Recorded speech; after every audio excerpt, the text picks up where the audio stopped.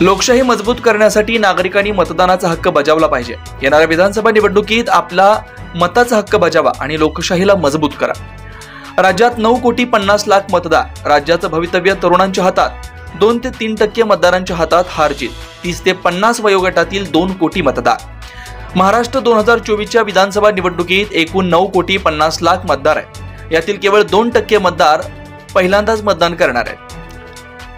4,90,00,000 पुरुष मतदार असून 4,60,00,000 महिला मतदार आहेत। तर 18 ते 19 वयोगटातील मतदारांची संख्या 16,90,000 आहे। असं म्हटलं जातं की या मतदारांची संख्या केवळ 2% आहे, परंतु खरं असं आहे की केवळ 2 ते 3% मतदारच निवडणुकीतील विजय किंवा पराभवाचा निर्णय ठरवतात। हार जीतच्या फरकाचा अभ्यास केला तर प्रत्येक मताचं मूल्य कळतं आणि लोकशाहीसाठी तुमचं एक मत किती मोठं हे यावरून दिसून येतं।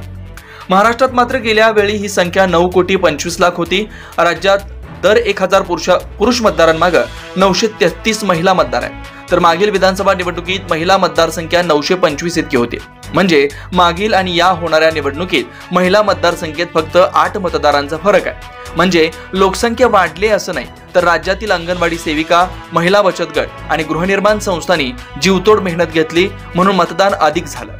महाराष्ट्रातील 36 पैकी 5 जिल्हे असे आहेत जेथे महिला मतदारांची संख्या पुरुषांपेक्षा जास्त आहे।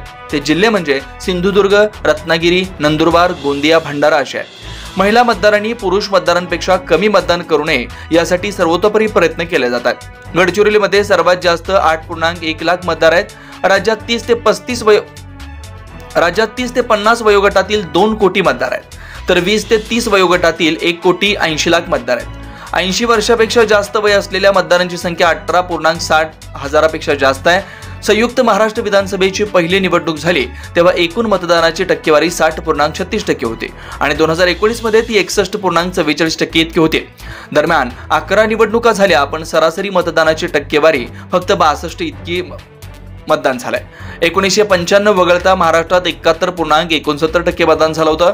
देशात कमी मतदान होण्यामागे नक्षलवाद आणि दहशतवादी हे सर्वात मोठं कारण मानलं जातं। आता त्यांची भीती एकतर नाहीशी झाली, पण जिथे मतदारांना ही भीती वाटत नाही तिथे मतदान कमी करण्याची सक्ती समजण्या पलीकडची आहे। केंद्रशासित प्रदेश आणि पश्चिम बंगाल आणि आंध्र प्रदेशसह लहान राज्यांमध्ये मतदानाची टक्केवारी सुमारे 80% आहे। प्रत्येक मतदारापर्यंत पोहोचण्यासाठी निवडणूक आयोग सर्वतोपरी प्रयत्न करत आहे।